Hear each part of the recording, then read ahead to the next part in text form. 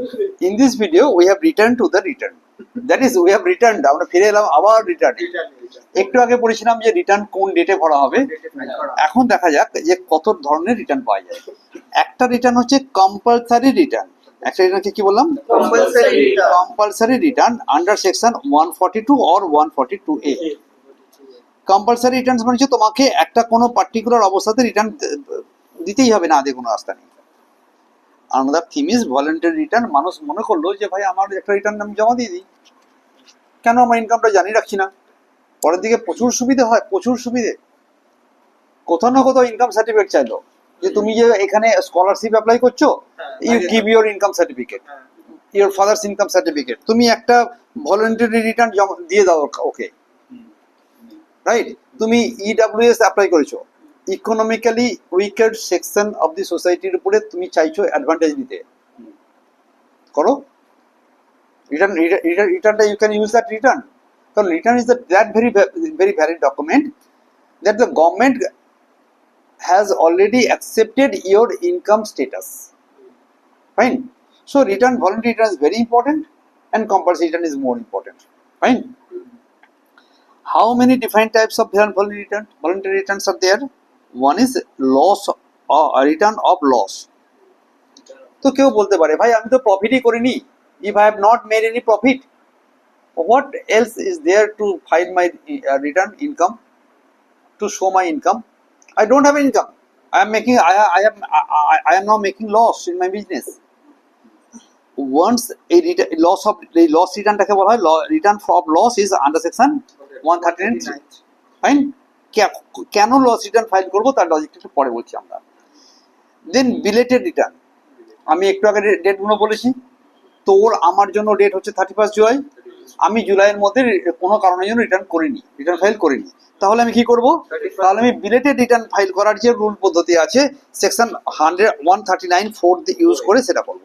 তাহলে 139 এর আন্ডারে আমার কাছে রইলো এই গল্পটা, ভলেন্টারি রিটার্নের গল্প।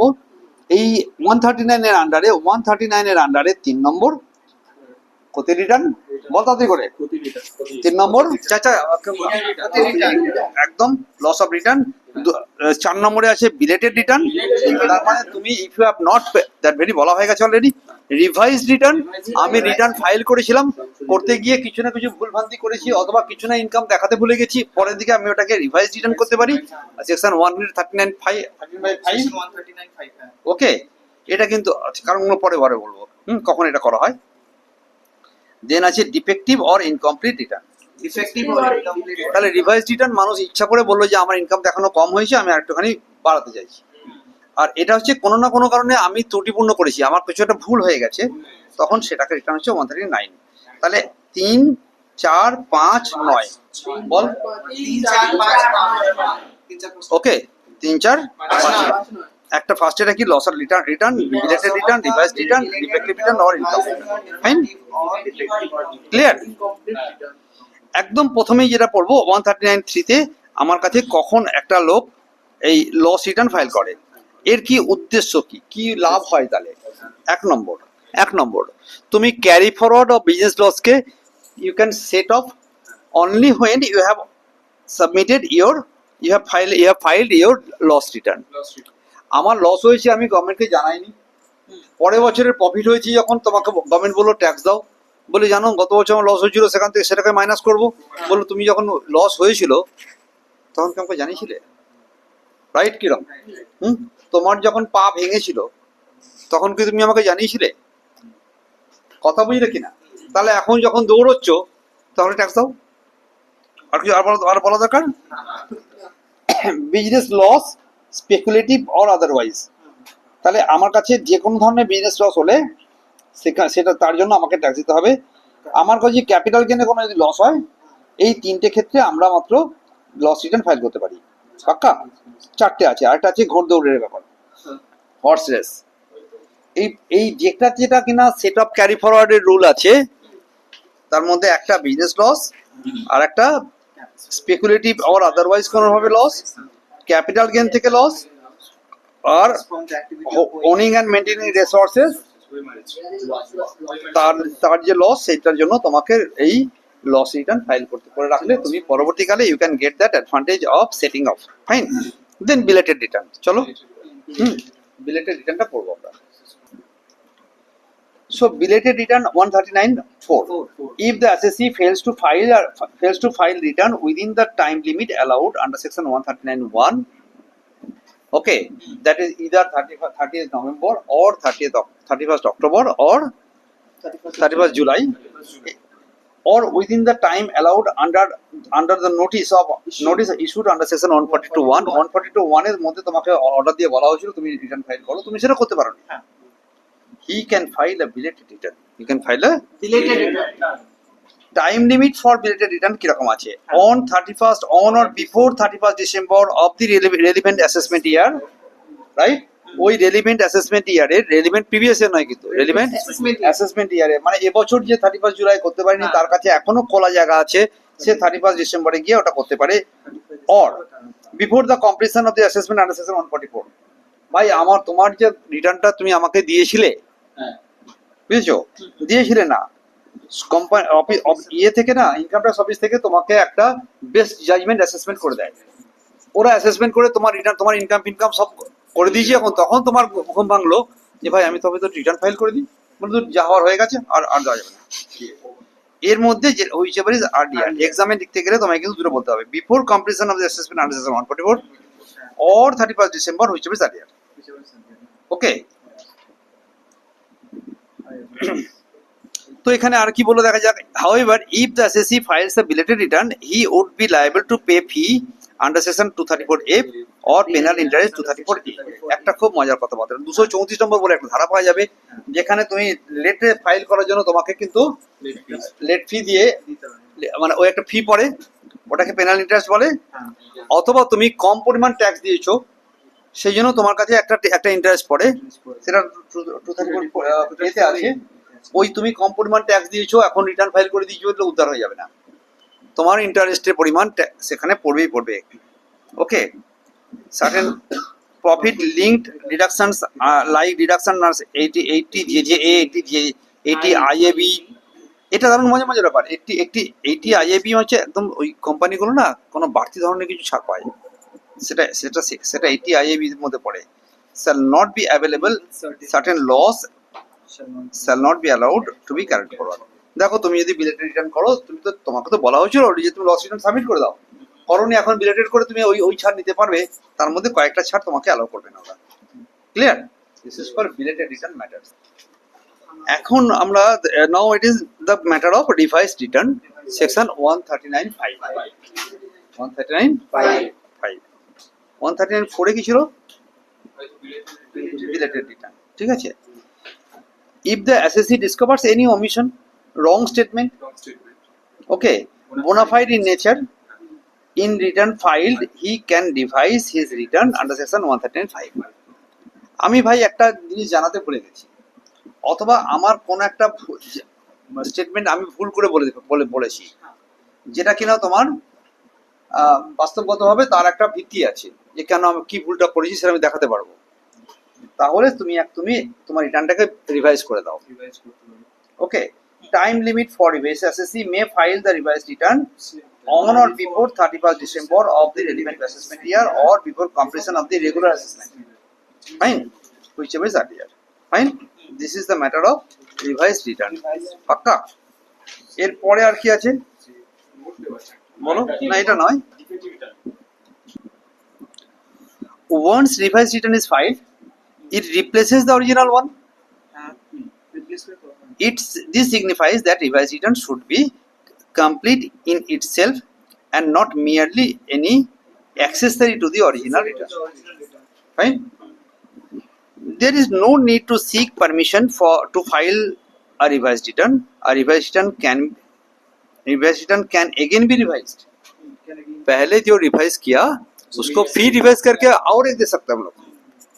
अब belated returns under section 139 can also be revised before 31st December. If you need to revise the belated return, you can do that around say.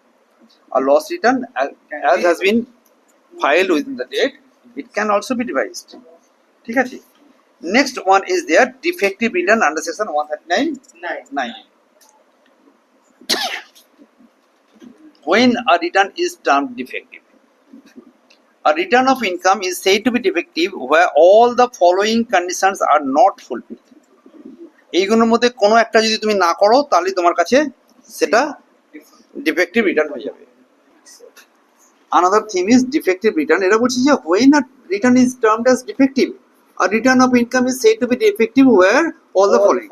The একটা condition, the annexer statements and columns in the return of the income have been duly filled in. যদি তুমি duly feel না করো, এখানে একটা করে না ধরে নিবি, তাহলে তোমার রিটার্নটা ডিফেক্টিভ। এরা বলছে এই শর্ত পূরণ করলে তোমার কাছে এটা ডিফেক্টিভ হবে না।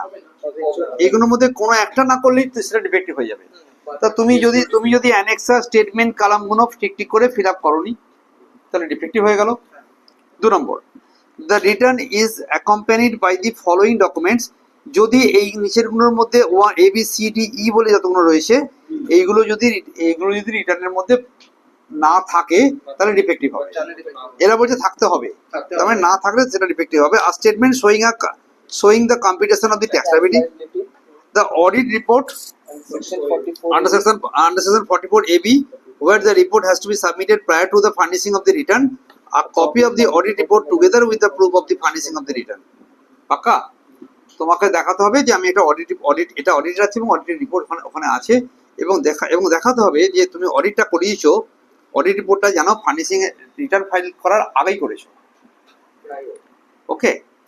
Third point, the proof of tax deducted মানে TDS or TCS, advance tax, okay, or self assessment tax। Bangla কথা, গভর্নমেন্ট বলছে তুমি আমাকে ট্যাক্স দিয়েছো, বলে হ্যাঁ দিয়েছি, কোনোটা আমার কাছ থেকে কেটে নেওয়া হয়েছে, কোনোটা অ্যাট সোর্স কোনোটা ট্যাক্স কালেক্টেড অ্যাট সোর্স হয়েছে, রাইট? অথবা আমি তোমাকে অ্যাডভান্স ট্যাক্স টাকা দিয়েছি, অথবা নিজের থেকে ঠিক করেছি আমার এত টাকা ট্যাক্স হওয়া উচিত, আমি দিয়ে দিয়েছি, that is self assessment tax. এই ট্যাক্স দেওয়ার রসিদপত্র কাগজপত্র যেন তোমার কাছে থাকে, অ্যাভেলেবেল থাকে, ফাইন। দেন another proof দিতে হবে, the proof of the amount of compulsory deposit if any claim to have been made under compulsory deposit scheme 1974, right? compulsory deposit স্কিমের আন্ডারে তোমাকে যদি কোনো টাকা জমা দিতে হতো তাহলে সেই টাকা জমা দেওয়ার একটা রসিদ তুমি নিশ্চয়ই তোমার সঙ্গে রাখবে প্রুফ হিসাবে। যদি না রেখেছো তো ডিফেক্টিভ রিটার্ন।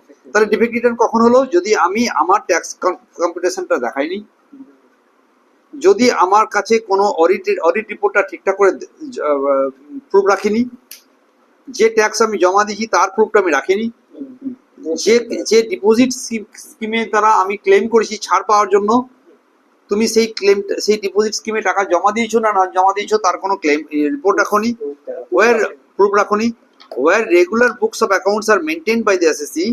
1 নম্বর, যদি আমাকে বুকস অফ অ্যাকাউন্টস রাখতে হয়, মানে আমার টাকা আসছে যাচ্ছে তার জন্য ক্যাশ বুক রাখতে হবে, আমার ইনকাম এক্সপেন্ডিচার অ্যাকাউন্ট করতে হতে পারে, আমার পিএল অ্যাকাউন্ট করতে হতে পারে, সেই যে বুকস অফ অ্যাকাউন্টস তুমি মেনটেন করছো, the copies of the manufacturing account, any account, profit and loss account, income expenditure account or any other similar accounts and balance sheets should be maintained.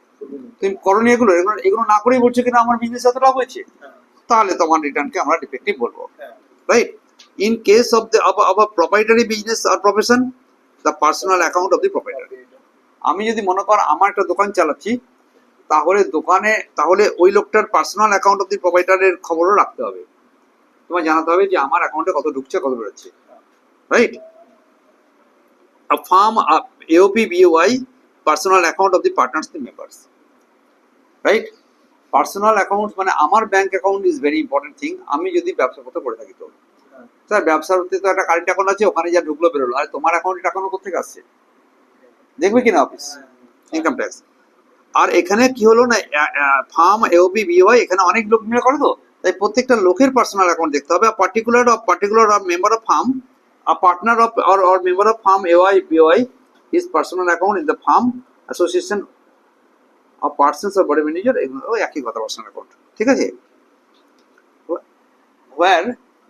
where regular books of accounts are not maintained, তাহলে books of account maintain করলে তোমাকে এইগুলো জানতে হবে যে তুমি manufacturing account এগুলো করেছো কিনা, তোমার পার্টনারদের পার্সোনাল অ্যাকাউন্টগুলো জানতে হবে। যেখানে নট মেনটেন, যদি কেউ কোনো বুকস অফ অ্যাকাউন্ট মেনটেনই করে না, a statement indicating the amount of turnover or gross receipt or gross profit, expenses, net profit of the business or profession, and the basis on which such amount has been computed তোমাকে রাখতে হবে। আমার 10 লক্ষ টাকা profit হয়েছে sir, ট্যাক্সটা দেবো? বলে দাঁড়াও, কি করে পেলে 10 লক্ষ টাকা? তার একটা কিছু না কিছু হিসেব দাও। তুমি কমপ্লিট লেভেলে books of account, double entry books of account করতে পারো না, ব্যালেন্সিং করতে পারো না, ঠিক আছে, কিন্তু কোনো কিছু রাখবে না তা হয় না। আর কি বললো? The amount of sundry debtor, sundry creditor, stock, cash balance as at the end of the previous year, সেটা দেখাতে হবে, রাইট? আর কি বললো? where the accounts of the assessee have been audited, যেখানে আমার কাছে কোনো না কোনো হবে অডিট হয়েছে, ফাইন। দেখে নাও সি পয়েন্টে এটা হচ্ছে অ্যাকাউন্টস মেনটেন পোর্শন, রাইট? আর এখানে হচ্ছে নট অ্যাকাউন্ট মেনটেন পোর্শন, এটা হলো ই। এর পরে বলছে এফ। এফে কি দেখলাম দেখা যাক। where the accounts of the assessee have been audited, copies of the audited report or audited PL and balance sheet and cost audit report, যেখানে cost audit 233B তে cost audit is required, right? সেখানে cost audit রিপোর্টও তোমাকে জমা দিতে হবে, right? এই সমস্তগুলো যদি একটাও তুমি কোনোভাবে ফেল করেছো, তোমার এটাকে বলা হলো কি? এটা defective. where the assessing officer considers the return of the income furnished by the taxpayer is defective, যদি মনে করে যে আমি এটা ডিফেক্টিভ হয়েছে, he may intimate the defect of the taxpayer and give him a opportunity to rectify the defect. তাকে বলতে পারে যে দেখো, তুমি তো তোমার অ্যাকাউন্টে এসব ভুল দেখছি, তুমি করোনি, তো তুমি সেগুলো দিয়ে দাও প্রুফগুলো আমাকে। এসে একটা নোটিশ আসবে তোমার কাছ থেকে, তোমাকে একটা ওই চিঠির উত্তরে তোমাকে ওইগুলো নিয়ে গিয়ে জমা দিতে হবে, right? Time limit for rectification, the assessee must rectify the errors within 15 days from the date of intimation or within such extended time as allowed by the assessing officer. Assessing officer যদি বলে তোমাকে 1 মাস 2 মাস মানে time দিল, but আইন বলছে কিছু না বলে তোমায় 15 দিনের মধ্যে ওর রেক্টিফিকেশন দিয়ে আসতে হবে। where the taxpayer rectifies the defect after expiry of the period of 15 days or such extended period but before assessment is completed, the assessing officer can condone such delay. আমাকে 15 দিনের মধ্যে বলেছিল 21 দিনের মধ্যে জমা দাও, আমি ওটা দিতে পারিনি, কিন্তু তখনও তো তুমি অ্যাসেসমেন্টও কমপ্লিট করতে পারোনি। অ্যাসেসিং অফিসারকে বললাম আপনি তো অ্যাসেসমেন্ট কমপ্লিট করতে পারেননি স্যার, যেমন আপনি অ্যাসেসমেন্ট কমপ্লিট করতে পারেননি তেমনি আমিও একদম জোগাড় করে আনতে পারিনি। বললো দোষক্ষয় হয়ে গেল। আমি তোমাকে কন্ডন করতে পারি, মানে হচ্ছে তোমার এই যে দেরি হচ্ছে, দেরিটাকে আমি বলে মাফ করতে পারি, ঠিক আছে? Consequence of defect is not rectified, যদি তুমি ওটাকে নাই করেছো কোনোভাবে, যাওই নি আর কি, দেওই না কিছু, if the defect is not rectified within the time limit, পাক্কা, the assessing officer will treat the return as an invalid return and provision of the act will apply if the taxpayer had failed to furnish the return at all. পাক্কা? ও দেখবে যে না, police করবে, ও বলবে যে তুমি তো রিটার্নটা ডিফেক্টিভই দিয়েছো, তোমাকে যা দিতে বলা হয়েছে তা তুমি দিতে পারলে না, তাহলে আমি আমার মতো করে ওই যে রেগুলার অ্যাসেসমেন্ট কি বলে ওটাকে জানো, বেস্ট জাজমেন্ট অ্যাসেসমেন্ট যা আছে আমি তোমায় করবো, তুমি শুধু ট্যাক্স দাও আমাকে।